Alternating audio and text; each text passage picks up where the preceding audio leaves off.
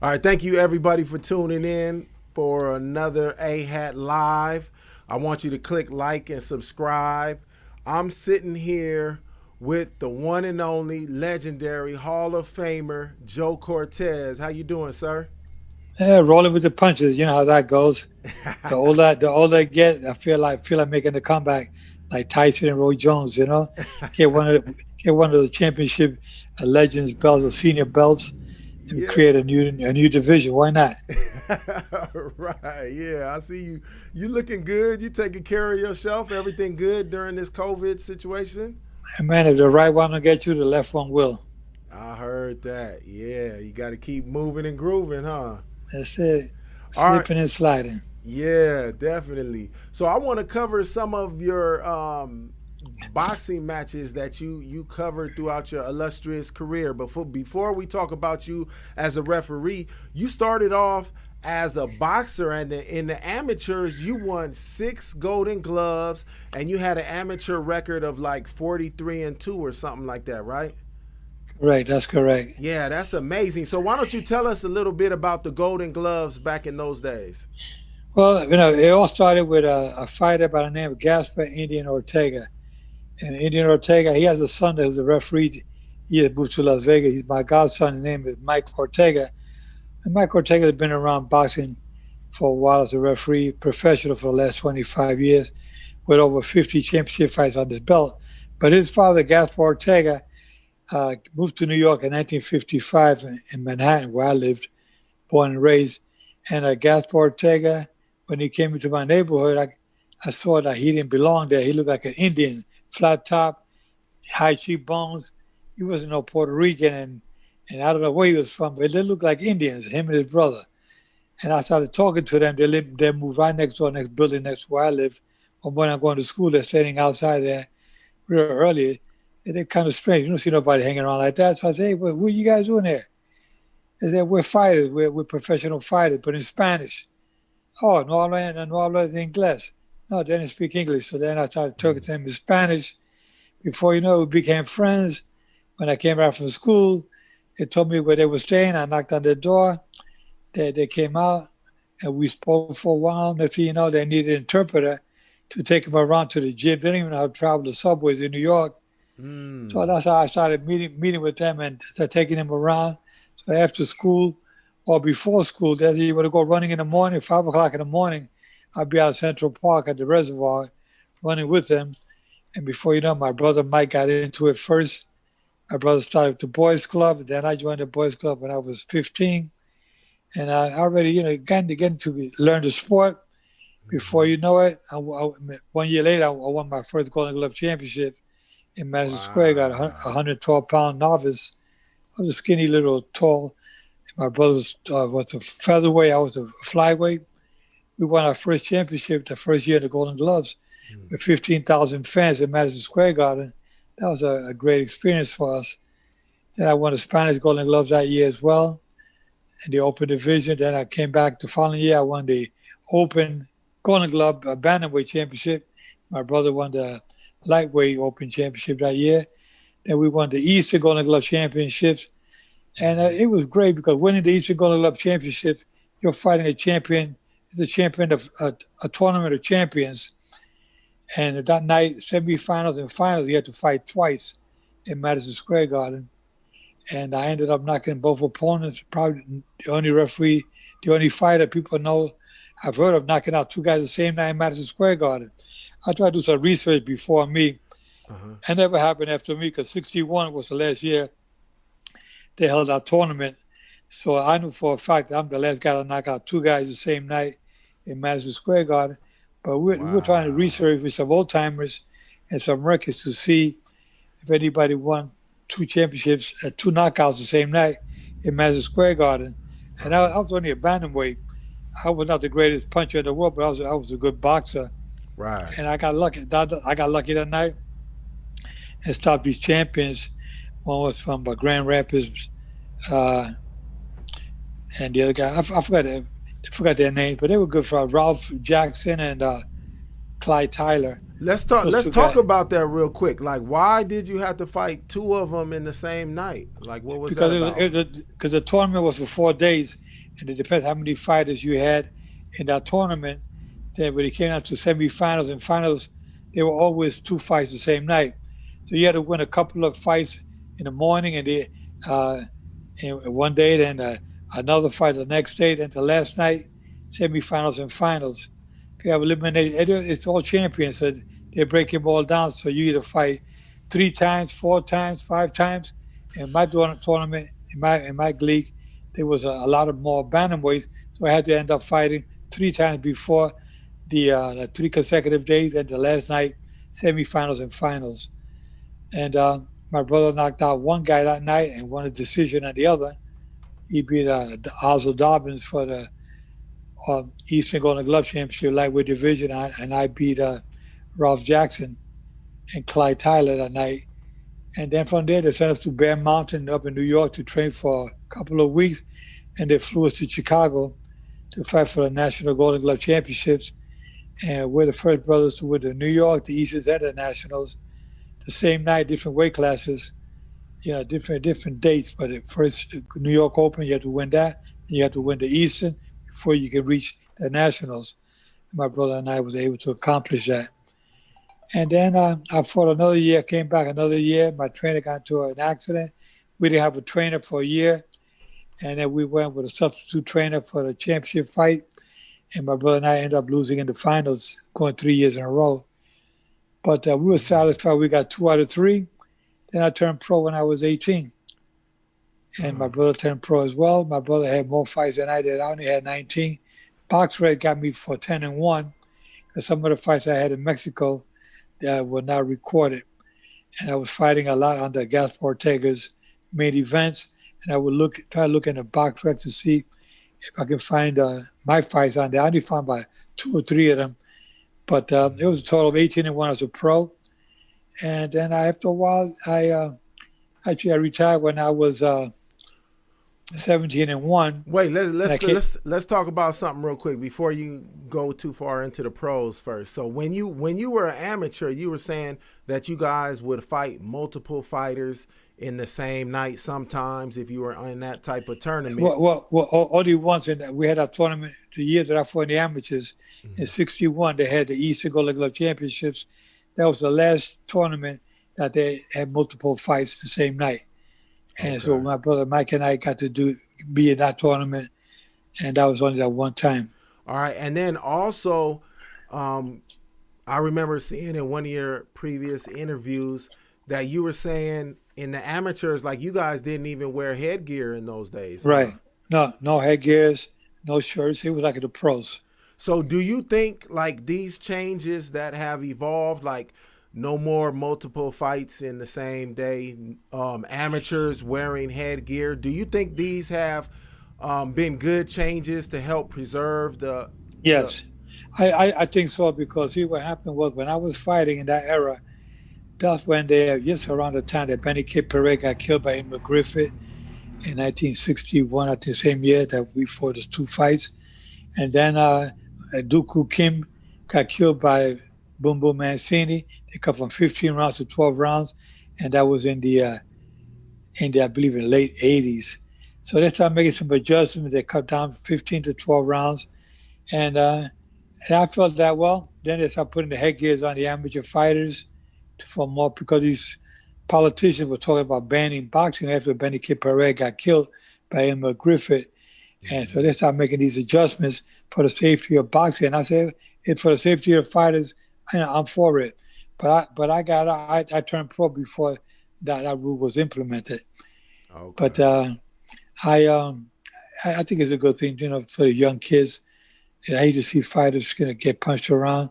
What worries me now is that sometimes you get, like when I refereed George Foreman when he knocked out Michael Moore. George Foreman was 45 years of age. Right. He was the oldest heavyweight to return and capture the heavyweight championship 20 years later, after he captured it the first time. And then a lot of these old timers were thinking about coming out of retirement, because he kind of inspired the older fighters. And they said, well, if George Foreman can do it, I can do it. And now You got Mike Tyson and Roy Jones talking about having an exhibition, but Mike Tyson, you get a little rough for him. Ain't gonna be no exhibition. He goes, "Oh yeah, you want to play? You Right. want to play hard? You want to play a hard game?" He goes after you, knocks you out. And now these guys are in the 50s. It's not like they're in their 40s. And they last time I refereed Mike Tyson, 15 years ago, that was his last fight. And then Roy Jones, he fought a couple of years ago, and they both Right. got stopped. And you don't want to see fighters get hurt seriously. We don't want any black guys in boxing. But if they're gonna do it and do it in the right way, and have a good referee in there to make sure it doesn't get out of control, and it's supposed to be an exhibition, it's good because then they can have more. If they get hurt real bad, they're gonna ban it again. They say no more. That's it. We don't want nobody getting hurt. It could be a black eye for, but if they do it smart and say, okay, we'll do an exhibition. Because now you get through this exhibition, now we can go. It's like a little tournament. You fight somebody else, you make another couple of $1 million. You have another one, you make another couple of million. But you knock each other out, get hurt, that's it. It's all over. You see. Right. Nobody, Yeah. no, because nobody wants to see these legends get taken out on the stretcher. Right. So In the chat room online right now, one of the viewers named John, he said hi, Joe Cortez. So you think that it's a possibility? Like, so all right, let me ask you this. So we know that Roy Jones and Mike Tyson are fighting. So do you think it would be better for them not to do it just to be safe, or no. Actually, they could do it. They could do it, but a sparring session. When I used to spar in the gym, I get in there and I spar. I knew I would go in there just for sparring. I didn't go there to hurt the guy because this is only sparring. It's like an exhibition. Now they want to make it into a business thing. They can have 5, 6, 7, 8, 10 fights. But if they hurt each other, the commission, if something goes wrong, they got to take one of these guys on the stretcher. That's it. That's it. This tournament, we can't do it. So you want to prove to the world we can do this in a sensible manner where we can spar. We look good. We can punch each other around, but nothing serious. Like Chavez has been doing with Jorge Arce in Mexico. They've been sparring, putting out some exhibition. They're making some money. They're giving away to charities or whatever. If somebody guy can give away, let's say they made $3-4 million a piece, $1 million a piece, they can give away a couple of $100,000 for charity and keep the rest for themselves and keep moving, Right. One of the viewers in the comments, his name is Farmer. He said headgear, like maybe they should wear headgear. That might help a little bit. Well, headgear is something that is okay, but when you have a headgear on, you have your tendency. Muhammad Ali used to say it himself. He would bring his guards down, let himself get hit more with punches to the head because he had headgear on, and it gives you a sense of safety. But it's really not. When you get hit with a hard blow to your head, I don't care if you have a headgear on or not. What goes on inside your head, the brain, goes back and forth. These guys hit pretty hard. So the headgear, a lot of people, is a false sense of defense. It's not security. You're really going to feel it. I'd rather that they don't use it. They use bigger gloves, but keep your guards up more, and block the punches instead of getting hit to the head. Right. I feel you. All right. I want to ask you, so you touched on your pro record. When you were a boxer, you were 18-1. Why did you retire at 18-1? I was getting no opportunities. I was on the bantamweight. I went to featherweight a little bit. I was barely making featherweight. I changed managers about 3 occasions, and I just felt nothing was happening for me. I just kind of got discouraged. I was already married with 2 kids. I said, let me get myself a real job. I was around 26 years old when I retired. I came back 3 years later, and I won, but in Puerto Rico was my last pro fight. I was in the hospitality business, and I thought, you know what? I kind of like this hospitality business. So I gave it up. But my last fight I had in Puerto Rico, I won with no problem. But then I decided to, after I was in Puerto Rico, I met a guy by the name of Pat Mascia. And Pat Mascia was a guest at the hotel. He saw one of the pamphlets in the hotel, had my name. He called the operator, can I speak to Mr. Cortez? He said, are you one of the Joe Cortez, one of the Cortez brothers? I said, yes, I used to referee your fights in New York. I'm here. I'm a guest here at the hotel. I said, wow. So I went into the lobby and met him. And a year later, I was moving back to New York. I was 8 years in Puerto Rico in the hospitality business. And then they say, he said, Joe, I want you to try out for the amateurs, Golden Gloves, the Police Athletic League first. And I got started with the Police Athletic League, couple of months. Golden Gloves was right around the corner. I started refereeing Golden Glove fights. And they put me one night to go to Brooklyn. They were like 27 fights, a big snowstorm. No referee showed up. Some judges showed up. They were all novices, all beginners. And I did 27 fights that night. And they were quickies because these kids were novices. I had to stop a lot of them real quick. But then they put me in the quarterfinals. And the guy who got me and Pat Mascia said, Joe, nobody does quarterfinals the first year in the Golden Glove. Then I got to know the semifinals. He said, you're crazy. They give semifinals already? Then I got to know that I'm doing 2 championship fights. I'm only 6 months into refereeing the amateurs, Madison Square Garden, over 15,000 fans. And then Pat Mascia told me, hey, Joe, man, you're pretty lucky because nobody gets to do those championship fights coming right into the amateurs. You're a lot of natural talent. Then I got a call from the New York State Athletic Commission, Frank Morris, Deputy Commissioner. He said, Joe, I was watching you last week. Can you come up to the office? I want to talk with you. I had a slight idea what he wants to talk about. Got there, he said, Joe, watching you, he said, you look pretty good. You have a lot of natural talent. You move around more like a pro than you do an amateur. I'd like to give you a shot to become a professional referee. I said, I'm only doing this 6 months. He said, Joe, I'm going to work with you. Believe me, you got talent. I work you with 4 rounders and 6 rounders on every card we have in New York. These have 5 fights in New York once or twice a week. So he had me on every card to polish me up. A year and a half later, doing 4, 6 round, 8 round fights. A year and a half later, he had to be doing a main event on national TV. I said, wow, my dream was if I could do 1 world title fight, I'd be the happiest man on this planet.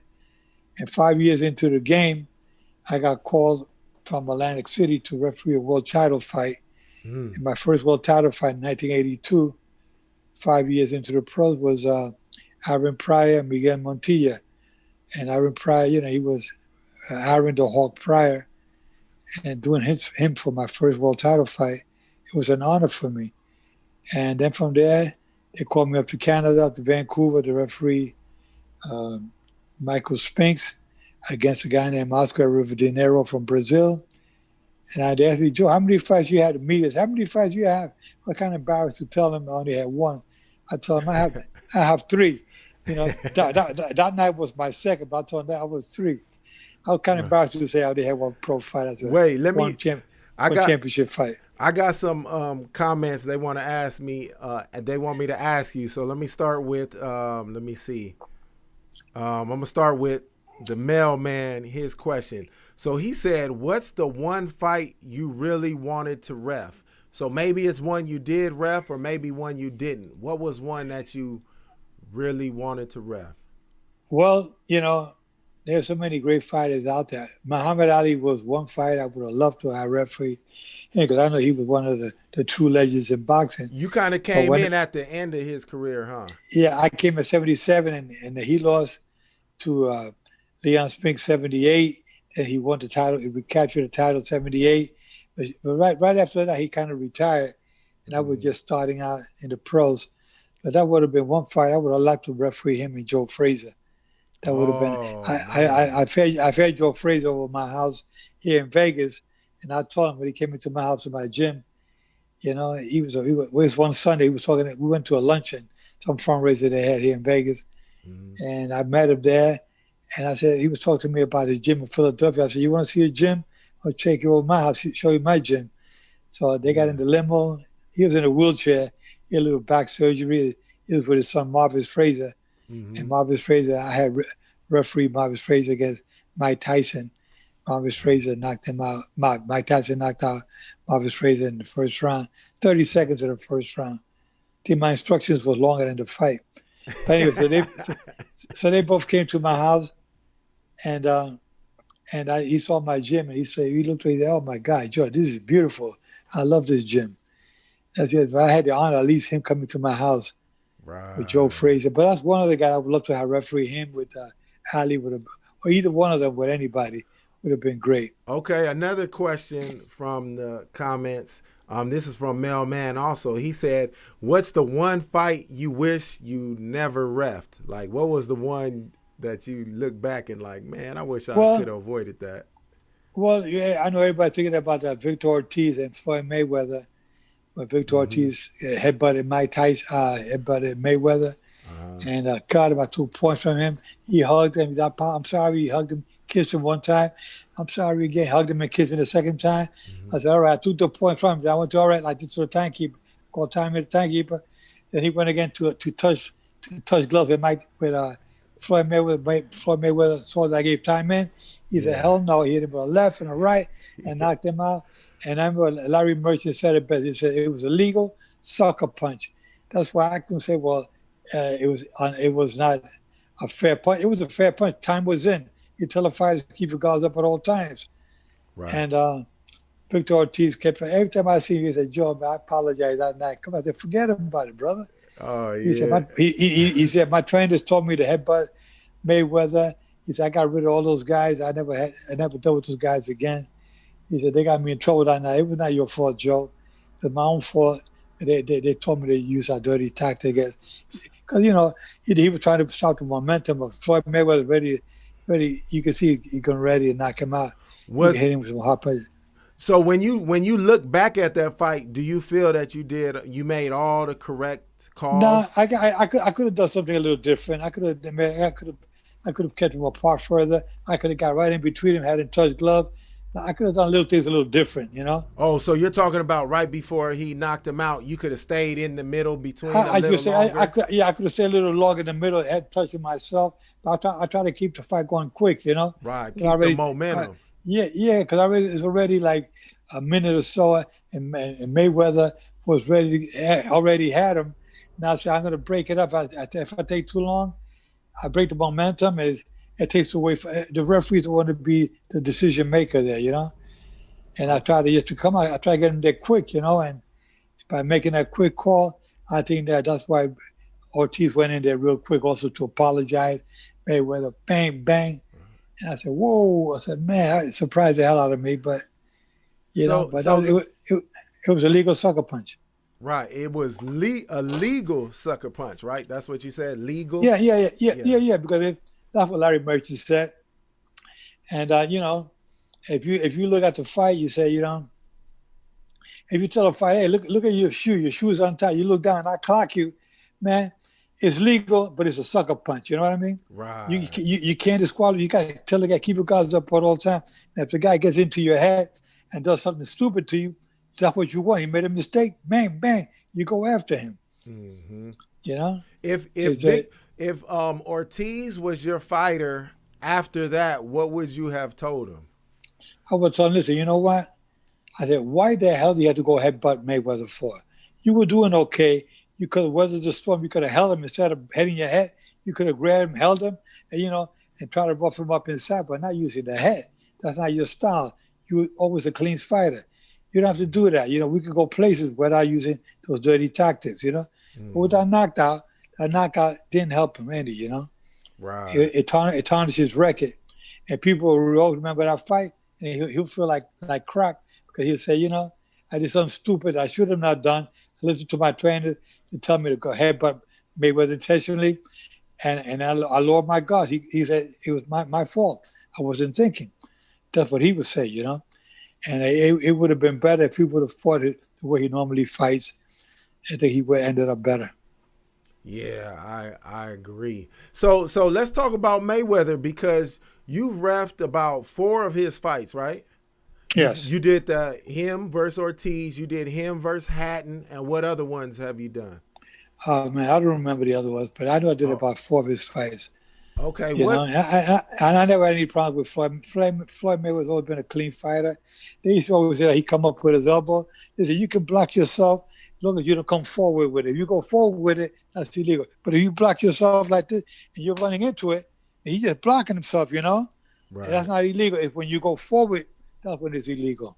Okay, so to categorize him, you would say that Mayweather's a clean fighter? Yeah, Mayweather's been a very clean fighter. He's always fought, clean. I never had any problem refereeing his fights. He's been in some fights with with Zab Judah, where Zab Judah hit him low one time, and they got into there was a riot in the ring with his uncle Roger, and Right. Roger got suspended. Zab Judah got suspended. Had to end up paying like $200,000 fine penalty. So there's things like that. But I never seen Floyd really fight dirty. With Ricky Hatton, they wanted me to let Ricky Hatton rough him up inside. And I told Ricky Hatton, a lot of Brits complain, hey, come on, George, you don't let Ricky Hatton fight the way he normally fights. But it's not rough tactics. They use a lot of rough tactics and like wrestling inside. That's not the way we do here. You get into those clinches, all right, break. You gotta get him break out of it and let him continue. But Right. you got some complaint from the Brits about when I referee Hatton like that, but I think I did another fight with Hatton. They had no complaints about that. I did many British fighters, no complaints. But when they got Ricky Hatton, who was undefeated, got knocked out by Mayweather, yeah, they didn't like to see that. What? They had to blame. They had to blame somebody, so they blamed the referee. Right. Sometimes you get the brunt of the blame. All right. Yeah. Let back to Mayweather. Like, what do you think made him so great? Like, some people say he's the best ever, one of the GOATs. What do you think? What do you think made him so great? Well, he had a great defense, a good boxer. He knew how to hit, don't get hit, and he could talk. He can sell a fight. He can sell great pay-per-views and the highest pay-per-view events. A lot of Floyd Mayweather was involved with that with Oscar De La Hoya. And he knows how to sell the game real good. So that's why now he got Gervonta Davis. And he just knocked out Leo Santa Cruz last week. And this kid, Davis, is going to learn from Floyd how to market himself. He got the credentials, the tools how to handle himself. So Gervonta Davis is going to make some money, and Floyd Mayweather is behind him. He's a good businessman. That's why he made over $1 billion in the sport of boxing, the highest paid athlete of any sport. So he got to have something up his sleeve that nobody else has or in his head. Right, definitely. Speaking of, I don't want to talk too much about Gervonta Davis, but just about that punch. What do you think that was like a knockout of the year candidate against Santa Cruz? Yeah, it definitely is one of the knockouts of the year. Yeah, because in boxing, I remember when I was a fighter, being that I was tall, 5'8" and a half for bantamweight, they were like 5'6", 5'5", It was short, and the best punch I used to use against these guys, I would slip and I throw them uppercuts inside. But when you got your guards here, you throw a punch here, they block him. But they open here like this, the uppercut comes right up the middle. And that's the punch that Leo Santa Cruz got knocked out with that night. And it was the other fights from the Alamo Dome. Diego Magdaleno, he got knocked out also with an uppercut. You see, so the uppercuts are very, very dangerous punches, and when you hit fighters with those kind of punches that you don't see coming are the ones that really hurt you. And it's an effective punch against taller fighters too, right? Well, yeah, if you got a shorter fight like Roberto Duran, he will get inside, and he will work you inside, get in the pocket, hit you with uppercuts inside. And those taller fighters have trouble with a fighter who's a good body puncher or a good uppercut puncher, because they're all the way up here. They got their guards up, they're taller. The other guy's shorter. He got his arms out. The guy at the bottom comes up with the uppercut. He can see the openings a lot better. So if you're a good trainer, you know how to train your fighters right. You can't train all your fighters the same. You got to train them according to the height that they have. Right. You got to train them according to the opponent that they're fighting. If they fight a shorter opponent, you got to give them training for a style with a short opponent. If it's a taller opponent, you got to train him for the taller. If it's a southpaw, you got to train him with different ways of training different fighters. It all depends, the fighter. Again, does the fighter have a heart? Can you take a good body shot? Does he recover well when you bang him real good? All the little things, you got to study your fighter before you get in the ring with him, and that's what makes a good trainer. Understanding. And one time I remember Prince Nassim Ahmed, I referee his fight in United Kingdom, and we happened to be on the same plane coming back. He stopped by my seat on the plane. He just wanted to just talk to me. He said, "Joe, I've been watching you for years." We started talking about refereeing. Next thing he started asking me about how, like you're asking me now about, fighting. I said, yeah, I used to fight like this, and this is what I used to do. Different styles of fight, southpaw, uppercut, different. He said, Joe, man, you seem to know a lot about. You'd be a hell of a trainer. I said, yeah, but I'm a referee. They say, I know he had me for my phone number. A couple of weeks later, I get a call.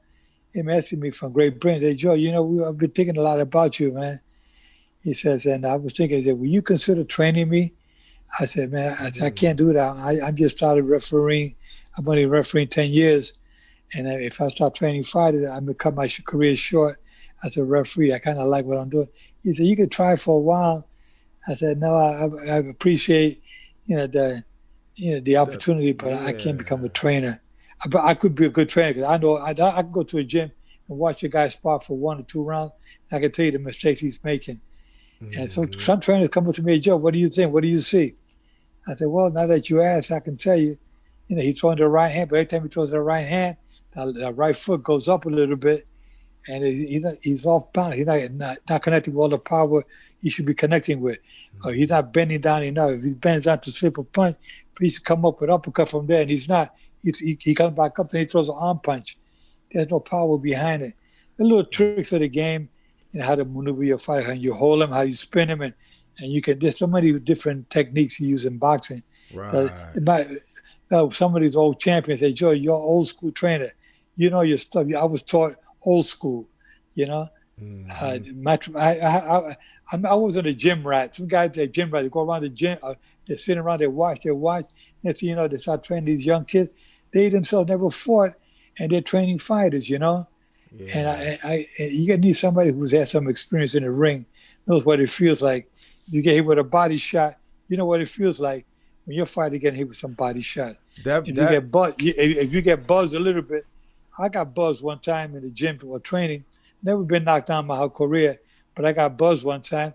So I've experienced certain things in my life in boxing that will help me become a decent trainer, because you got to know, and it has helped me become a decent referee when I was active, because I know what these fighters were feeling, because I felt some of that myself. Right. Let's talk about another famous fighter that you refereed for. Let's talk about Manny Pacquiao. I think you did maybe about 4 or 5 of his matches, right? Yes. What do you think of Manny Pacquiao? All right, wait. Let me ask you this. His feat of becoming an 8-time world champion at 8 different weight classes, you being a former boxer, how spectacular is that, or how big of an accomplishment is that? Is that huge or not huge? That's one of the biggest accomplishments of any fighter in their career, because back in the days, you only had one sanctioning body. It first started with NBA, then next thing the WBA came in, then the WBC, then the IBF, then the WBO, UW. So many alphabet groups out there that you don't know. At one time, there was only like 8 world champions out there. Now they got like about 108 world champions out there. Yeah, you don't even know who's. Sometimes the guy coming to the ring, you say, "Are you the champion or what?" You don't know until they get into the ring. They come up with all these 3 belts. 3 belts. I didn't even know he was champion. Yeah. So how big of an accomplishment do you think that is? It was a great accomplishment, because he had to fight so many fights. He never turned anybody down. He took him all the good ones. He fought them all. You name him, he fought him. And when people thought that he was not the great puncher, I remember him when he won his first world championship fight at 118 pounds. Mm-hmm. He ended up becoming up to 154 pound super welterweight champion. He did so much in boxing. He's a credit to boxing, credit to the people in the Philippines. He has one of the largest followings. If you go right now on Facebook, and he's a world champion right now as well. He's been a world champion, for 20 years, up until he got knocked out by Foreman-Moore Marquez. Mm-hmm. And he came back and won the title again. I refereed Foreman-Moore Marquez the first time they fought. Marquez went down 3 times in the first round. And I remember one day watching when they were fighting the 4th time, Bob Arum from Top Rank said, everybody got to stop and think the reason why we got to this 4th title fight with Pacquiao. Marquez was because Joe Cortez didn't stop the first fight. The first fight when Marquez went down 3 times in the first round, any referee would have stopped it, and nobody would have said anything about Joe stopping the fight. But Joe saw something that nobody else saw, and I gave him the opportunity to continue because it's up to my discretion if he can continue or not. Back in the old days, 3 times you go down, it's automatically a knockout. But now it's up to discretion of the referee.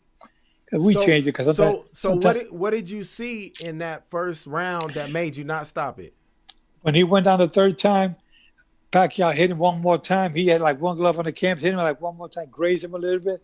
I don't think it was enough for me to stop and take a point from Pacquiao. So I kind of let it go, but I let it go because I saw the reaction on his face. So he like looked at me like, "Hey, come on, Joe."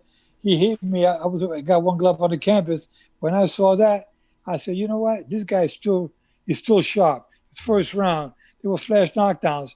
If I would have taken the time and taken a point and all that, I said, and now looking back, I think that's one of the best moves I ever made in boxing was letting that fight continue. And he ended up getting a draw. And I don't want to be the judge in that fight. If I would have taken a point, he would have ended up winning the fight, going down 3 times. And I said, you know what? I think it gave more attention for the rematch, right? Because he got a draw. And I don't want to be a judge or something like that. I said, let them work it out themselves. It was a minor infraction, but the expression on his face was enough for me to let it continue. And that's why I let it go. And then they fought the 2nd time, kind of controversial. A lot of people thought he won. They gave it to Pacquiao. They fought the 3rd time, same thing. They thought he won. They gave it to Pacquiao. They offered him one more time, 4 times.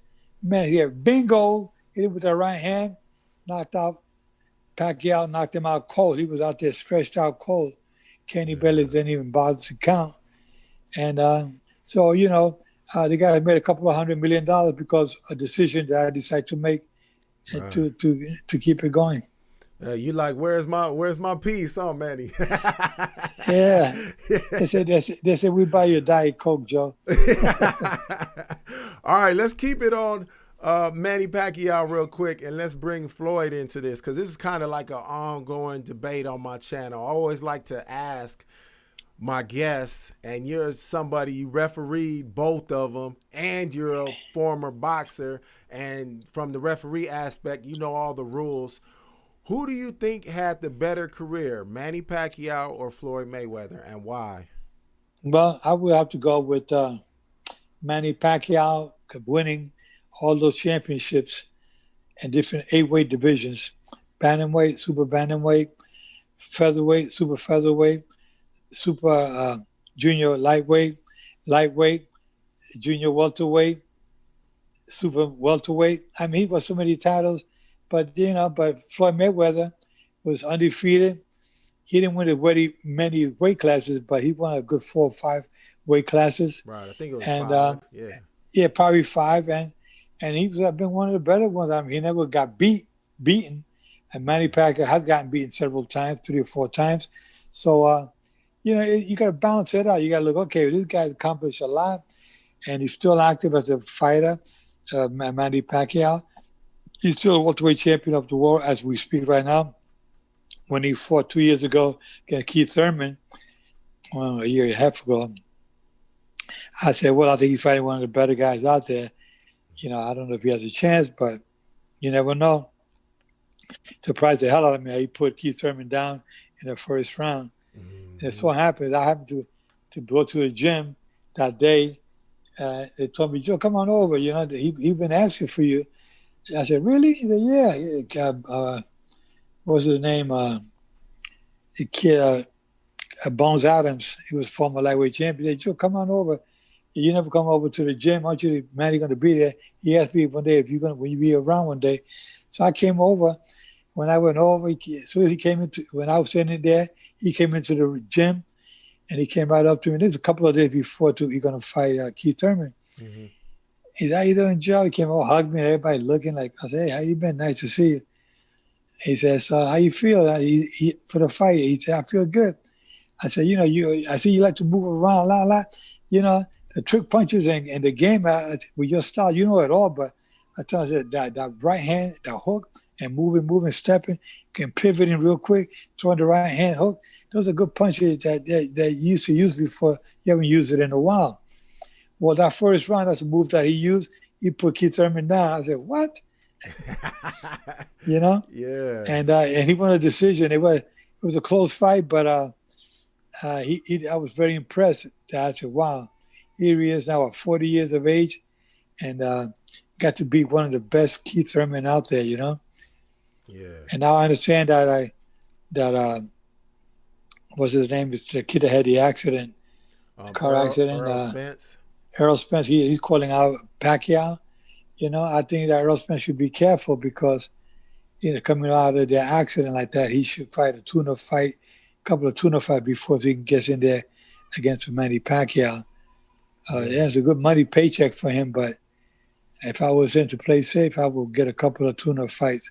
You just don't go after an accident like that going against one of the best in the world. Yeah, he's fighting Danny Garcia next month or later this month or something like that. And that's Earl Spence, right? Yeah, Earl Spence versus Danny Garcia. Yeah. That's right. He's fighting him in, I believe, I think the end of this month. Yeah. So yeah.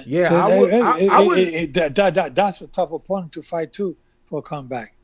Yeah, I would have taken somebody. I would have taken somebody a little lighter, you know, who doesn't hit as hard. Because you don't know the damage he could have had, internal damage on that car accident. That's true. You know, it hasn't been a year yet, and the body, you know, when you heal, the wounds heal in the outside. They heal quicker. But inside, you don't know. You know whether it was something with the brain, with any organs of your body could still be healing. I wouldn't take a chance like that with a puncher like Danny Garcia. Right, yeah, that's understandable. All right, back to Floyd Mayweather and Pacquiao. I got one more question about them too, and then we can move on. Out of Floyd Mayweather and Manny Pacquiao, which one do you think's the better boxer and why? Manny Pacquiao, Floyd Mayweather, who's the better boxer? Well, against Floyd Mayweather has great defense. You know, he has great defense. He's like the sweet, like they say, the sweet science. Sweet science is like hit, don't get hit. You know, be smart. You always be thinking, it's like a chess game. You got to figure your opponent out. You know how to pivot, you know, move, you know, bob and weave. And you have to try to outsmart them and try to get them upset. And get them upset, that's where they make mistakes and you go after them. Mm-hmm. He's real smart at that. Manny Pacquiao is another fighter who thinks smart in the ring, but he takes a lot more punches to the head. And that I don't like because after a number of years, me being in boxing most of my life, I see fighters have taken a lot of punches to the head. You see them 20 years later, they're not the same anymore. They're walking on their heels. And that's what I don't like to see. My grandson wanted to be a boxer. I said, no, I'm sorry, do something else, but not boxing. Because I've seen too many fighters in the long term. I'd say there's so many out there that are just world champions today of the past. They're still alive today. When I hear them talking to me, I can't even understand them. You know, I said, wow. And probably the fighters that I've been in there with them, they're taking punches to the head. And other fighters, so I'd rather see a referee stop a fight, punch too soon than a punch too late. Because you can only, I've been in the position with that I can see these guys, I said, oh my God, it hurts me because I love them all like if they're my own children. And I don't want to see them ended up like they can't put two and two together anymore. You know, it's just really sad. Right. Yeah. We definitely want to see the boxers do well in their latter life or whatever. Definitely. Right. All right. So let's talk about another match. You actually brought it up a little while ago, and I want to touch on it a little stronger. So you said you reffed the George Foreman and what's his name? Michael Moore. So going into that fight, George Foreman was posed to be, if he wins, he would be the oldest heavyweight champ of the world. Going into that fight, how you think it was going to come out, and were you surprised with what happened? Did you see it coming or what? Well, I can tell you one thing. One thing I go into the ring with, I was thinking of safety first for the fighters. And when I go into the dressing room, I tell the fighters, like a referee Mike Tyson on 8 different occasions, I was going to. They could be the baddest man on this planet. I'll tell them, I'm here to do one thing. First and foremost, the safety of you fighters. Whether it's you or your opponent, I'm here to protect you guys. You understand that? And I tell that to George Foreman. I tell it to Michael Moore that night.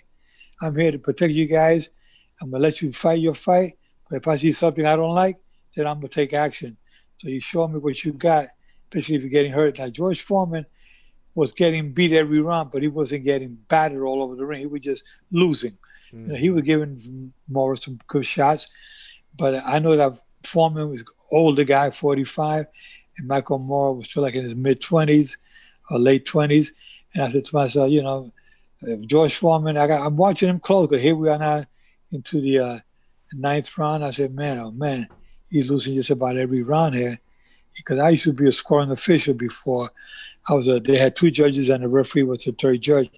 So I was judging in my head mentally. I said to myself, I know he's losing his fight, but I got to protect him as well. But he's not out of it. But he's a puncher. And somebody just let it go. Then out of nowhere, in the 10th round, Michael Moore made a mistake and walked into the left hand. Instead of walking to the right, he kept going to his left, and he walked right into a short right-hand punch by George Foreman. He goes right on his back. When he goes on his back, I said, whoa. I said, well, maybe it wasn't that hard, but when he landed, and after I picked up the count for the timekeeper, I tried to put George Foreman to a neutral corner, and he was kind of like frozen for a second. I pushed him real hard, and he went into that corner. And then I started picked up the count from the timekeeper. 5, 6, 7. When I was at 7, I said, I don't know. I don't think this guy gonna make it. Yeah. 8, 9 for sure. I said 10. At 10, I looked at 4. He dropped to his knees. He looked up like, God, thank you, God. And it was a punch right around the world. It was, one of the biggest upsets in boxing history. A man 45 years old, 20 years later, after winning the first title, knocking out Joe Frazier, he comes 20 years later, comes back and knocks out a young Michael Moore, So it was amazing that night, a great experience. But I was always cautious because I was, watching that. I know he was losing, he was getting hit. And the later rounds where you got to watch, be more cautious, because there more fatigue starts setting in. And that's when you got to be more attentive towards your fighters. Like I said, I treat them like if they're my children. I don't want them to get hurt. There's a fight when the hurt business, but we don't play boxing. You play every sport, but boxing is a hurt business. You're there to knock your guys out, hurt them. Right. And I'm there to make sure that nobody got hurt seriously. Thank God everything came out right. I did another fight of his after that. Then he retired shortly thereafter. Okay, that brought up a good point for my next question, because you ref for George Foreman. You also ref for Mike Tyson. So that brings a good question to mind. Who was the hardest puncher in your career of reffing or boxing? Who did you see that was the hardest puncher? Well, I tell you, I got to go with Mike Tyson, because his biggest, he wasn't a big heavyweight.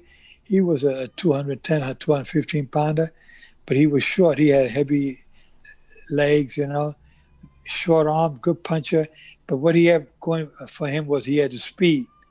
The speed like you never see no heavyweight with that kind. You don't see a lightweight with that kind of speed that Mike had, Mm-hmm. He knows how to work. He had Yamato taught him how to use those ankles. He was quick here. They were quick the other way. And you're facing that way, and he's already on the other side. On your blind side, he's beating the crap out of you. But he was hitting you so quick with those hard punches that sometimes when I had to go in there to stop the fight, I had to be very careful. I had to push him, because if I didn't push him, he'd be throwing a punch, I could get knocked out by one of his punches, So I thought when I teach refereeing, I tell you, you're going to jump in to stop it, push the fight out the way, then you jump in. Throw more balance, but don't go in between them. Yeah. Mm-hmm. Okay. But let's talk again about, you talk about old timers. Yeah. Sugar Ray Leonard's last fight. He never got stopped in his whole career until I refereed his last fight against Hector Macho Camacho. Mm-hmm. You see, that was in Atlantic City. And Sugar Ray came back for a couple of $1 million fight against another heavy hitter, Camacho, who was in like 36 years of age. And I didn't think it was going to be that dangerous. Sugar Ray probably didn't think it was going to be that dangerous fighting Camacho. So he took the fight, even though he was retired, came back. And he got hurt pretty quick in the third, fourth round. I said, wow, he got him up against the ropes. He hit him with a shot. Sugar Ray went down. And Sugar Ray normally won't go down from those kind of punches. So I got very, very cautious. I know he was like in his 40s or 40, 41, 42. So, I'm watching close. Again, they're legends, and I want to be careful. I don't want nobody getting hurt on my watch. Right. So when he got up after the knockdown, I gave him a mandatory AHAT. Then I took a couple of close steps closer to Sugar Ray, making sure that if he had to be stopped, I would jump in and stop it immediately. That's just what happened. Camacho came in, threw a flurry of punches. Sugar Ray let his knees buckle. When they buckled, I jumped in. I held him in my arm, and he whispered in my ear, "Thanks, Joe." I held him there. Then the doctor came in. They put him on a stool. He got out there okay. He wasn't hurt or nothing. That's why I'd rather stop at a punch too soon than a punch too late. Yeah. He's a legend. He's a legend, loved by everybody, and I wanted people to remember him like that. So on my watch, when I got these fighters fighting, and I stop them, I think I know what I'm doing because I do it for the betterment of the health of that particular fighter. Right. Okay. Yeah, that makes sense. And, you earned a lot of respect throughout the industry for the way you handled your matches and, how you respected the boxers and everything. All right. So let's talk about, you actually did Evander Holyfield versus Riddick Bowe. That was one of your matches, the first one, right? I did the first one and the third one. Oh, okay. How was that? Man, that was another two. Did the trilogy. They had the second one was Mills Lane, where the Fan Man came in. I did the first one at the Thomas and Mack Center here in Vegas, and the third one was at Caesars. And I tell you, it was an amazing experience refereeing these two heavyweights, big as they were, and had to be in between these two guys. And it was like I got to referee. They tell me I refereed 176 world title fight, and that night was my 52nd world title fight. And I remember there was a war in there. In that first fight, the 10th round, with Holyfield got hit with a punch. He went right into the turnbuckle. I could have called out a knockdown because the turnbuckle stopped him from going down. But I'm glad I didn't. He came back in that same round and went after Riddick Bowe. They thought Holyfield was going out, in that 10th round. But he came back. And Riddick Bowe kind of punched himself out. Then Holyfield came on. He had the heart of a tiger. He came back and almost had Bowe down in the 10th round himself. So it's one of the greatest rounds in heavyweight history, and it was a great one. Then I remember doing the third fight. Holyfield got stopped. I had to stop it. I think it was in the 8th round. So it's been a great experience working with these great fighters. I mean, refereeing Roberto Duran like 4 times. Eric Morales, Pacquiao, Leonard, De La Hoya 6 times, Fernando Vargas, and so many, Lennox Lewis, Nassim Rockman. Nassim Rockman. I mean, there's so many. I mean, go on the list of just about every fighter in the last 3 decades that I referee, So I've been retired for 8 years now, and now I'm a ringside review officials. I do the instant replay for the Nevada State Athletic Commission. So you see me there at ringside as a referee. I dress like the referee, so I'm part of the team. And the other day we did on ESPN. The referee, Celestino Ruiz, called it a no knockdown. He thought it was a trip. And I had the headphones on. I told the guy from the truck, put that replay on with the knockdown there. And I saw it. I got up right away, put up the yellow light on the ring apron. The timekeeper put on the yellow light. We stopped the fight at the end of the round. And I told the referee, that was a knockdown, scored out a knockdown. So he went to the judges, changed the scorecard, that knockdown. I said, no knockdown. Well, under review, it's a knockdown. He told all 3 judges, and it was a good thing. ESPN gave us kudos for how quick we did it. Right, I actually seen that. It was like very efficient. Like it was because you guys used that time in between round to handle some of the technicals, and it was effective, definitely. Yeah, so we just working out some kinks. We've been doing it for a good 4 or 5 months, but now we prove to the world that it's doable the right way if you follow certain procedures and how to do it, and we did it right, and I think that's going to be a new norm in boxing from now on. A couple of commissions have been reaching out to me and Celestino about wanting to do the same in their state, respective state, to utilize the instant replay. They want to see a little bit more how we're doing it. Mm-hmm. And then I also want to come up with the Cortez 2020. The Cortez 2020 is for the judges, raising the position of the judges a little higher, looking down into the ring instead of the standing position. They miss a lot of punches right here because the referee's in the way or the angle of the fighter, you miss a lot of shots. So I did a study years back in Ring Magazine. They liked my idea. And the editor of the magazine said, Joe, that's the most simplest but most ingenious idea I've ever heard. I'm not only going to give you a column, I'm going to give you 4 pages. I told him I could take pictures and show you that if you're down here at the bottom, you're going to miss fighters. But if you raise the judge up here, the judge on a higher position, he can look down and he can see both fighters when they're connecting. Well, I did the study with 3 judges up high and 3 on the bottom in my gym. And I gave more clickers. I told him, I want you to click when a punch is thrown and you don't know if it connected. And that's when you click. Don't click on the hit, click on the miss. And on the top, the first round, 3 judges on top, how many punches you missed? 1, 2. On the bottom, how many punches you missed? 9, 6, 12.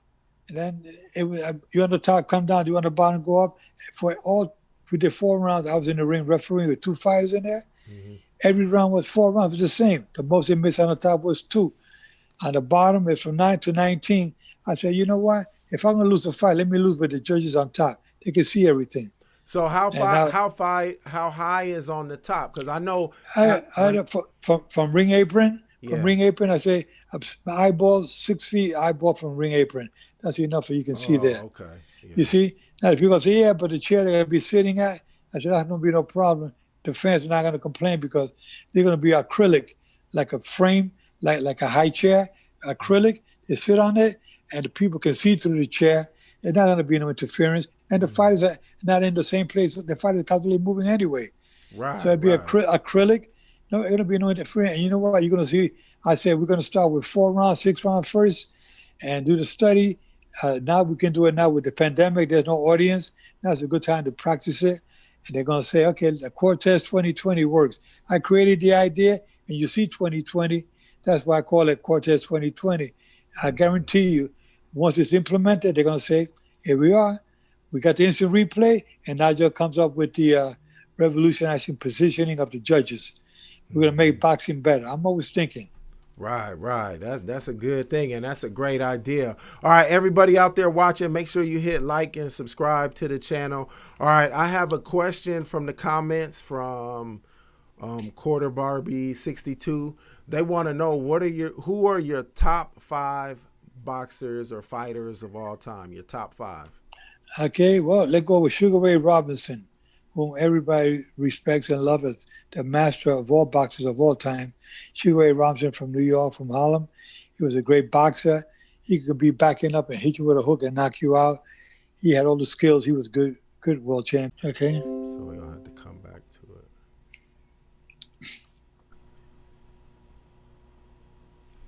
All right, I think it's back up. So let me restate the question.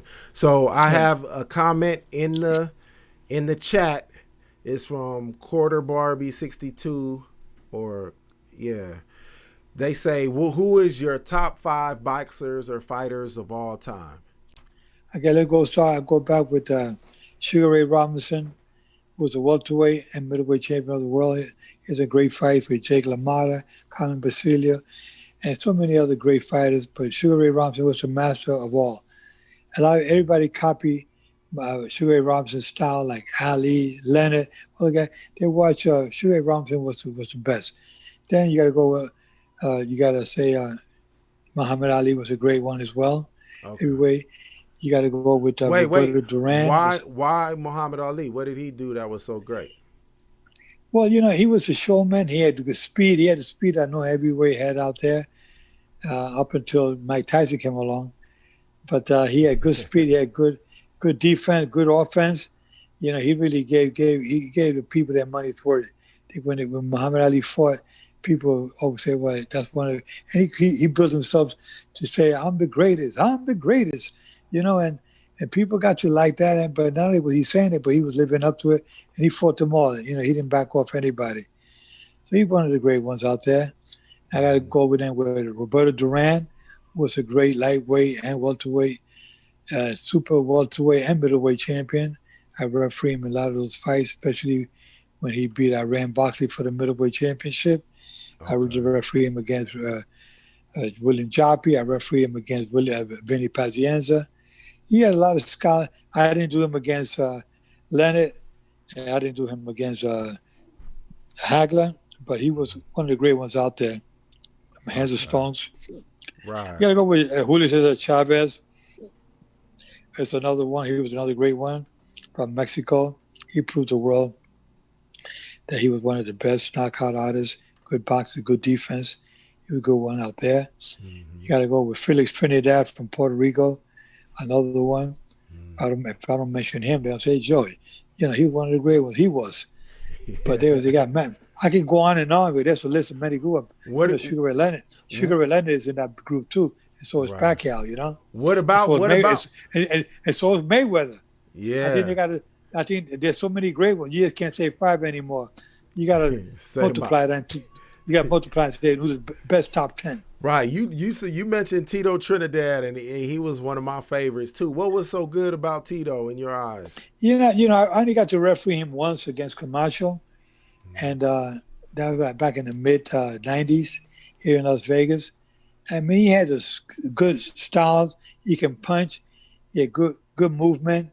But he was a good puncher. He could punch with either hand. But then again, you can't forget about Julian Jackson, who I refereed several times. He was a knockout artist. I think he knocked out like 53 out of 56 fighters that he fought. Yeah, his KO percentage is ridiculous. Yeah. And Mike Tyson, come on. That's what you got to create a bigger, the 5. You can't talk about the best 5. You got to talk about the best 10.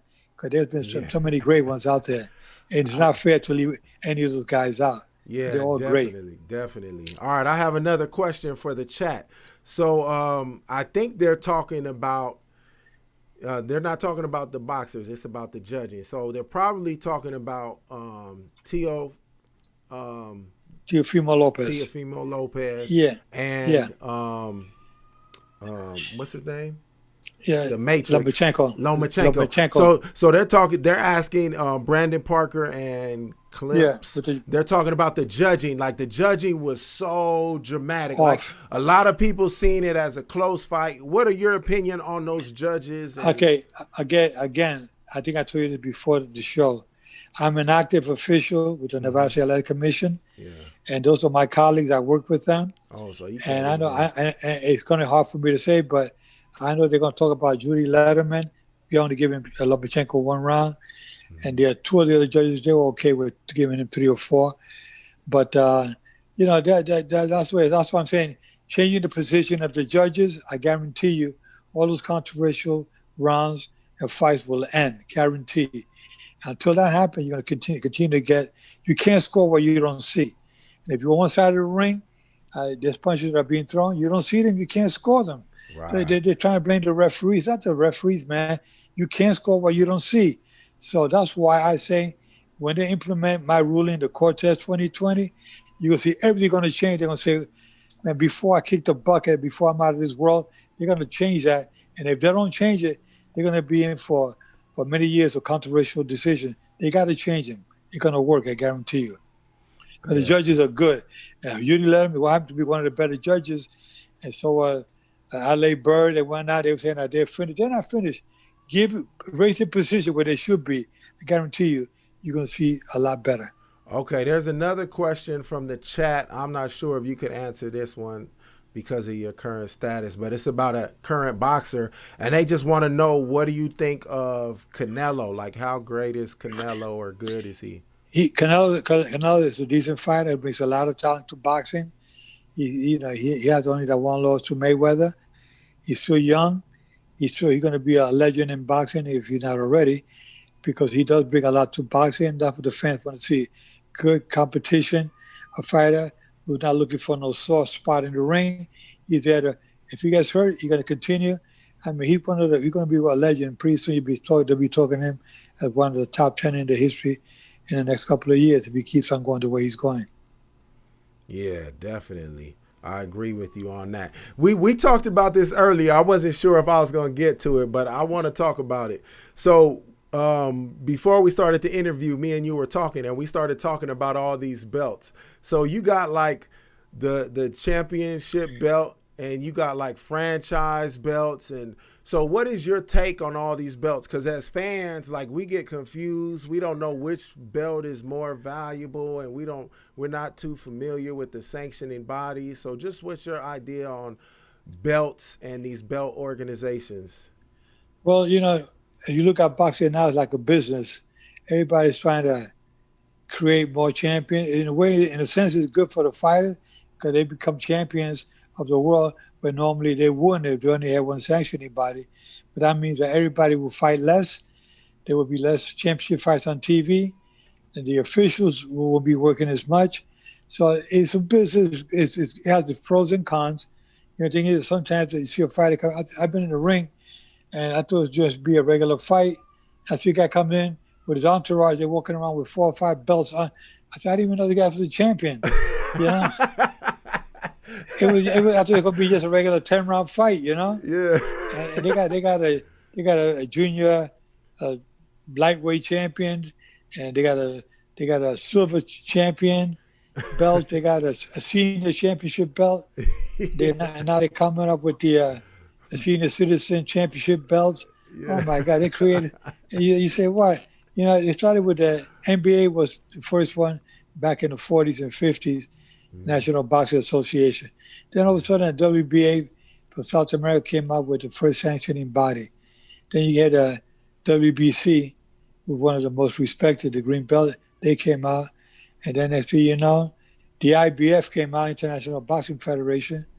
And then somebody else from Puerto Rico said, hey, man, you know what, everybody jump. I want to jump on board too. So Paco Bacasal came out with WBO. Now you got 4 sanctioning bodies, and those are the 4 that are most respected. But then they got the UBO, IBO, yeah. ABCD, EFGK. Hey, before you know it, me and you going to have a belt. Man, I tell you, man, they have a senior dimension championship belt, all kinds of stuff, man. You know, it's crazy, man, you know. They're going to have the Las Vegas belt, the New York belt. Yeah. They're gonna have all kinds of belts. You know, they're going to have the homeless belts. They're going to have, oh, my God, there'll be fights in every corner here in the Bronx and in Manhattan and in Las Vegas, you know. Right. But anyway, they're going to have all these, before you know it, they're doing these backyard tournaments, underground boxing, and they're going to be no control, and there'll be all these championship belts. Oh, my God. We got to limit this. We got to stop. Say, all right, enough is enough, guys. Yeah. Okay. Yeah. Listen, this is a good. This is an excellent. It's not even a question. It's a statement. So let me read it to you. So this is from Quarter Barbie 62. They say belts are not the problem. I think the problem more is non-American fighters have to fight twice as hard to get half the respect. What is your opinion on that? Because I actually agree. Okay, I agree with you with that too. That years back, the European fighters were not even recognized, and the Asian fighters. Now they're kind of taking over because some of these American trainers, being that boxing got limited to some extent, no more HBO fighting. A lot of these trainers are going to overseas. They get paid very well in Europe, and now they're developing. They see there's talent there, but you got to bring good trainers over. So good trainers go over there, start developing this talent in Asia, South America, Europe, especially Europe, and they're bringing that. They develop these guys, and I look all these Russian fighters that are coming over, Ukraine and Asia. I mean, they're doing real good with these fighters. So they get paid very well. They go over there, and that's why you're getting that talent that's being developed. It's like anything else. If you got a good trainer in anything you do in life, you see that you got talent, we got to develop it. and that's what's happening now. So it's good for boxing, and it's about time that they get an opportunity to show the world that they're just as good as anybody else. Definitely. Somebody's asking me about. So I'm gonna put it out there. So since are you considered an active referee, or what do you consider? No, I'm not considered an active referee, but I do the instant replay when something goes wrong in the fight. And I just say you get too close to this guy, it's friendly, you talk good about him. Now you got to do instant replay. Subconsciously, you may side with him because it's a close call. And I try to stay away from that because we got a good commission here, and the chair, Bob Bennett, and then you got Anthony Martinello, who was the chairman. They're doing a great job, and we're working together to get the betterment for the sport of boxing and the officials. And I try to be a leader as a veteran of what I've gone through. So I kind of not only walk the walk but talk the walk. So I got to be careful of making sure that I don't break that protocol. I want people to respect the officials, not only here but around the world.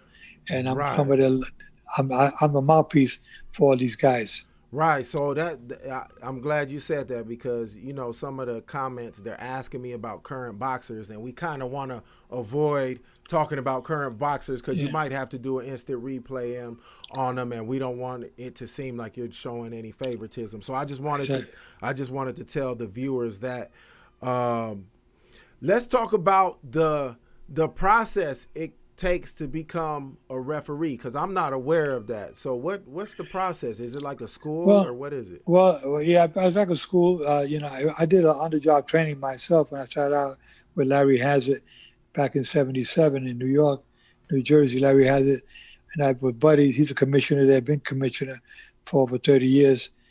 And him and I, we kind of revolutionized refereeing with ring mechanics, positioning. Larry Hazard, myself, and Dr. Mike Xavier gave the first seminar ever for officials in 1978 in Atlantic City. And people would say, wow, man, we never seen seminars given by officials. So that's how we started revolutionizing the techniques of refereeing. That's why you see all these positioning, how you're supposed to read the signals, the punches, keep him up, the punches behind the head. Every positioning, giving the rules in the dressing room, going to the corner, talking to them in between rounds, calling the ringside doctor. When the fighter's in a concussive episode, you got to be careful because that's where they can get hurt. They're fighting, but they're out on their feet. And that's when you need a man with experienced referee to protect these fighters. So Larry Hazard and I revolutionized refereeing for the betterment of the sport and for the safety of the fighters. And this is why I want to try to start a fair but firm boxing academy where I can start getting more officials, especially referees, and young fighters that want to learn the sport. I want to teach them how clinics for fighters, males and females, and get a fair but firm academy program going here in Vegas. And then not only will I do the training for the officials, but I also like to do like a yearly convention once the pandemic is over. A yearly convention. People come from all over the world for a 3-day weekend, like a Thursday, Friday, and a Saturday. And then Saturday night, they have boxing that night. They can all go to an event that night after the seminars and give them a certification certificate that they attended the fair but firm boxing academy. And we bring it to level 1, level 2, level 3, level 4, amateurs and professionals. That's what I want to do for boxing. Yeah, that would be cool, and that seems like that would be successful, especially out here in Las Vegas. Yeah, and I want to do it online too. So we're gonna have a live streaming program online, charge a minimum amount of fee, monthly fee, and people will be on regularly and watch how can I train, judges, referees, inspectors, ringside doctors, commissioners, you name it. We'll train. I have all that experience. And also, females in boxing too, and get them all involved, even with the amateur level, have different levels for these kids. I want to give everybody an opportunity. They said they don't know where to go. Well, I'll show them where to go and how to be successful in their careers. Mm-hmm. Yeah, and no more bullying. They won't be bullied like I was when I was growing up. I showed the world that I could stop all of that. Where'd you coin the phrase fair but firm? Because that's like one of your staples. And Well, I was doing an interview like this, like we were doing an interview, and I watched the replay, and the guy said, Joe, so what does it take to be a good referee? I said, well, one of the things I've always been saying, you got to be fair with the fighters, but by the same token, you got to be firm. In other words, you got to take care of them, to protect them, but you got to take action. You got to be firm. So I call it fair but firm. Take action. You know what? I'm telling you, keep on with the low blows. I'm going to take some points, but you got to be firm. Then before I say, fair but firm, I said, what? Yeah, I'm going to be fair but firm. Like I give them the instruction. I say, okay, guys, we went over the rules of the dressing room. I want a good, clean fight. Obey my commands at all times. And remember, guys, I'm fair, but I'm firm. Touch them up. And it's stuck. People like to say, hey, that's great. So I got it copyright. I say, well, why not? Yeah. Mills Lanes had it. Mills Lanes, let's get it on. Mills Lanes and Michael Buffer, let's get ready to rumble. And everybody got that. I said, you know what? I'm going to come up with my own. Right. Yeah, it's definitely stuck, and everybody remembers it. Like, that's what you're known for. So I'd be walking down the street, people say, hey, fair but firm. I look around. They're calling by my name anymore. They call him Mr. Fair but Firm. Right, yeah. I seen that on your Twitter too. So everybody out there watching, I want to make sure you like the video, subscribe. I got the super chat on. You want to throw something on the super chat. Let me see, Joe. I don't know if this is kind of touching on current fighters, but he says Joe is Crawford #1 pound for pound. So he's asking you, like, who do you think's pound for pound? Do you think it's Crawford, or who do you think? Again, there's so many out there that are so good. Right now there's so many pound for pound. There's a good. Don't forget, you got the lightweight division. Let me tell you right now. Not that I'm picking sides, but just look pound for pound. In the next year or two, you're going to say, who's really pound for pound? You can't say it because there's going to be so many of them. You got Devin Haney, okay? You got Teofimo Lopez. You got Ryan Garcia, okay? You got Cervante Davis. And this kid I just knocked out, Diego Magdaleno, the other day. They call him Pitbull from Mexico, and Cruz. The guy, he knocked out Diego with an uppercut. He's undefeated. There's another kid from Brooklyn, New York. I think he's Puerto Rican. What about Shakur Stevenson? That's another one there. Because he of course, he's one of the top ones out there. Probably one of the top three of the Shakur. Then you got a kid from Brooklyn. I forgot his name. It's a Puerto Rican kid fought last week on ESPN here in Vegas. He's a 168-pounder. And he got 16 wins, all 16 wins, one-round knockouts. That reminds me a little bit of Mike Tyson. 16 wins, 16 one-round knockouts. And I saw him, I said, wow. He's 22 years old. I said, this guy got 168-pounder. That's somebody to reckon with. But Shakur Stevenson, he lives now, he was from Newark, New Jersey. He moved to Austin, Texas. He was telling me the other day. I saw him here at when Manny Pacquiao was training. He was there that day too. And I got to talk to him a little bit. He's a nice young man. But Shakur is somebody to reckon with. But all those guys, Devin Haney, 21 years old. He just turned 21. He's a good lightweight champion. And then you got Crawford is another good one. Canelo Alvarez. I mean, there's so many guys out there that are so hot. You say, and I'm not picking sides. There's a whole bunch of them out there that are good. And I'm just saying, you never know. You got Leo Santa Cruz, one of the outstanding fighters. Look what happened to him Saturday night. He got knocked out by Davis with that left uppercut. That's a punch you don't see coming. That's the one that hurt you. But a lot of great fighters out there. And the fan, what you got to do next, Omar, you're going to have a couple of fighters on your show. They can talk to you more about what's going on with the fighters that they're facing. Right, you're asking the wrong guy when it comes to that. Yeah. I can talk to you about their history. I can talk to you about the great fighters and the great fights that I did. But I try to limit myself. I try to be fair, with myself as an expert in boxing. I'm a journalist as well, because I write for some newspapers in Puerto Rico in Spanish. And I try to be neutral and try to be careful so I don't catch myself in a situation I would regret later on. Yeah, you don't want to mess up them checks. No, no, Right? no, not anything. You know, a lot of stuff I do it just for the betterment of the sport. I'm Oh, not doing it okay. for money. Yeah. I'm okay, but I just love helping people and teaching, educating people with my knowledge and wisdom. I just try to share everything I can. Yeah, that's a beautiful thing. And we want to thank you for sharing your time with us, man. It's been pretty amazing talking to you. You got so Yeah, much yeah, you got experience and yeah, you knowledge. go on the YouTube channel, go on the Faber Firm, Hmm. you know, and Joe Cortez show. You see so much stuff of mine out there. I Okay. love sharing and helping other people out. Right. Where can people contact you? Like, what's your social media? Well, they can go to Faber Firm on Facebook. They can go on the Twitter, Mr. Faber Firm, uh, Instagram. You know, I'm different platforms out there that I'm involved with. I just do it to share, like I'm doing tonight. I Right. want to make sure that the fans get to learn a little bit more, educate them a little bit more. You know, I've done stuff with Showtime, with ESPN, as a boxing analyst, at color commentating. I've done a lot because I bring a lot of information. I'm not like a historian when it comes to boxing, you know, and I try to keep Definitely. that going. Yeah, just to share that with my colleagues out there, with my fans, and that people just to educate the fans a little bit about what goes on behind the scenes. A lot of stuff that goes on with doctors, inspectors, timekeepers. There's other topics we could talk about on the line so we can educate our fans out there. Right. And somebody just put one in the chat, and this is actually one that you'll be able to answer. So Okay. it says pound for pound. This is from Cristiano WO. It says pound for pound is a very subjective thing.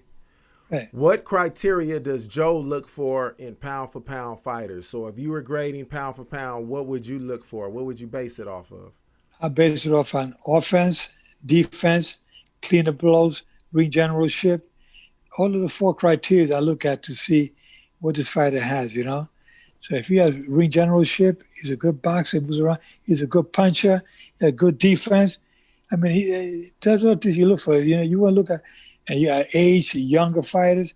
You got, yeah. If you're an expert, you're looking at. They tell me, Joe, we're looking for a good fighter. Can you go with us? You can handpick some guys that you think I can look, but I can tell ring generalship. The guy's a good puncher. He got good defense. He got good offense. He get in the pocket. He can mix it up when he has to, but he's out of there. He's not getting hurt. That's the thing you look at a good fighter. You can say, okay, can we invest some money in this guy?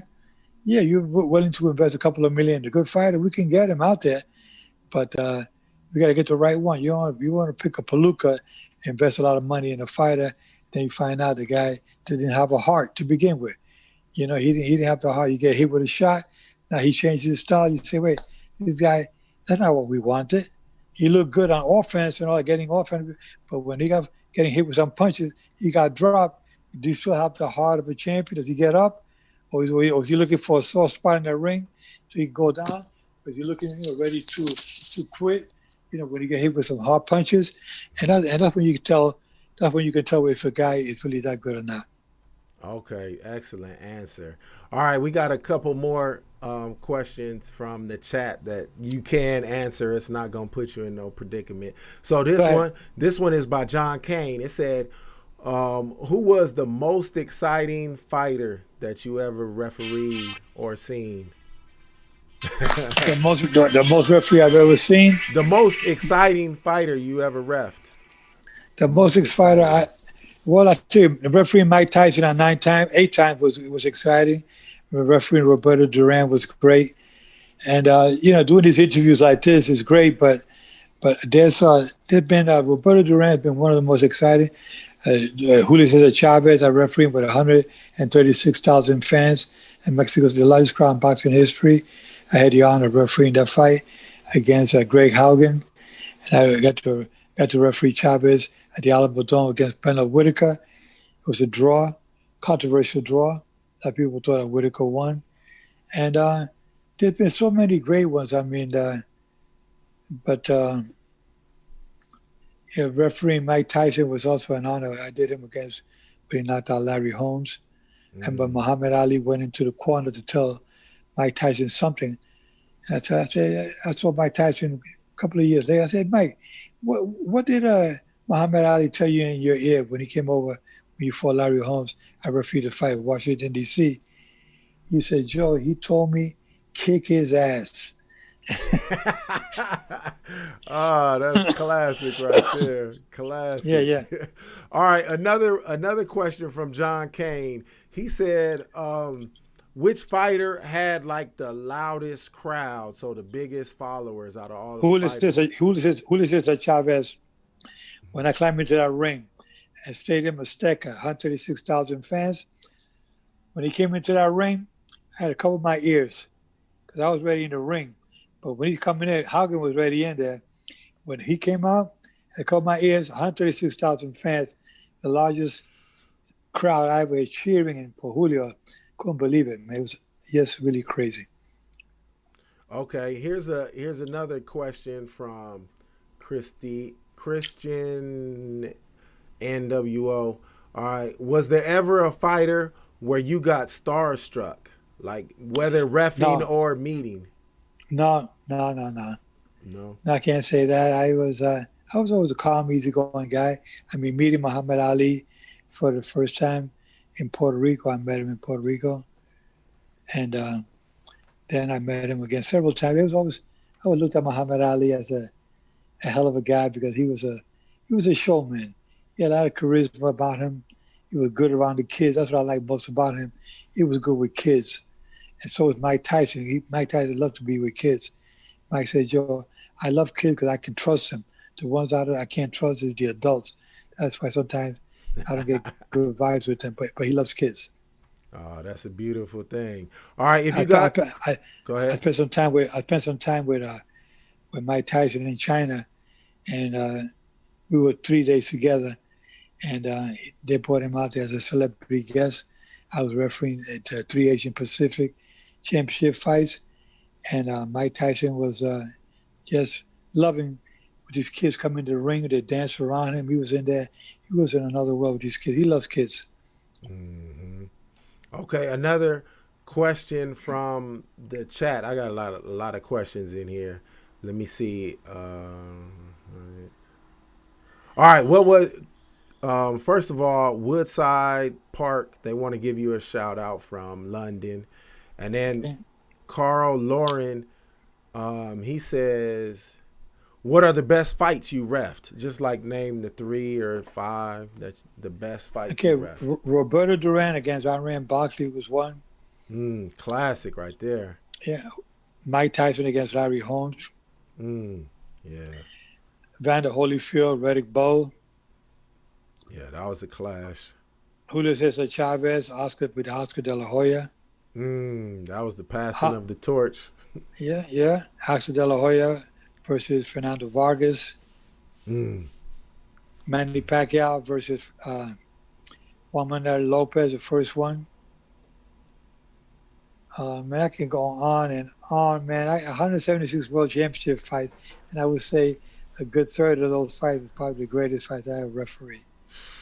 Yeah, it's a amazing. I can go on forever. Yeah, it's an amazing career you had, definitely. Like, all right, so I don't know if this might be one that you can't answer because they're, you don't want to show favoritism because you might have to be called to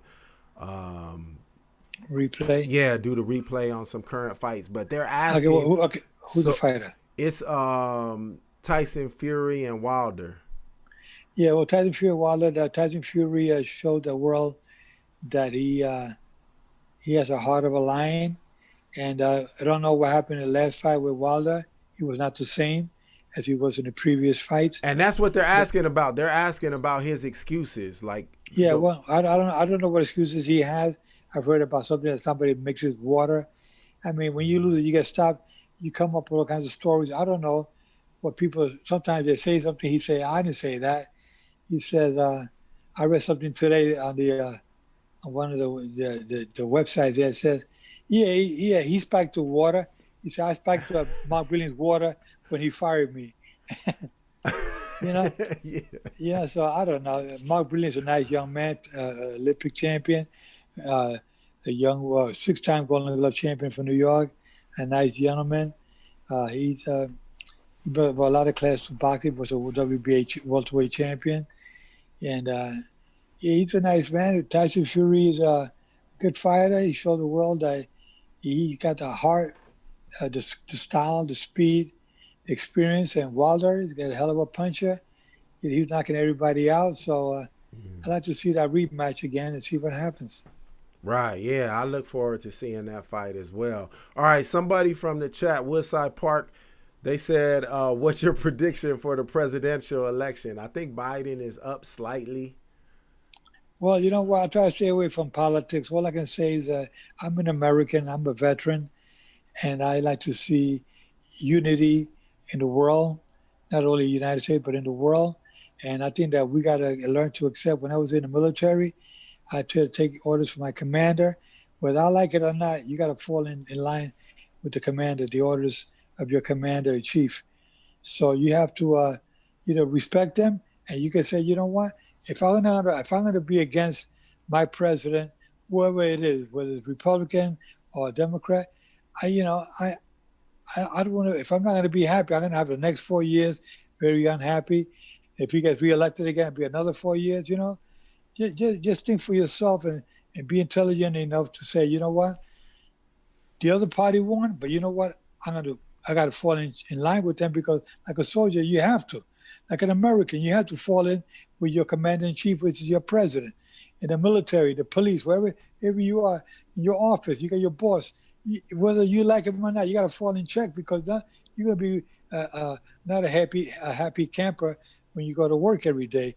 So you got to fall in and take it while you're there. If you don't like it, move out. If you don't like it in the United States, the other country you can go to, But I say, you got to make unity. We love people. I love everybody. I don't care if they hate me or not.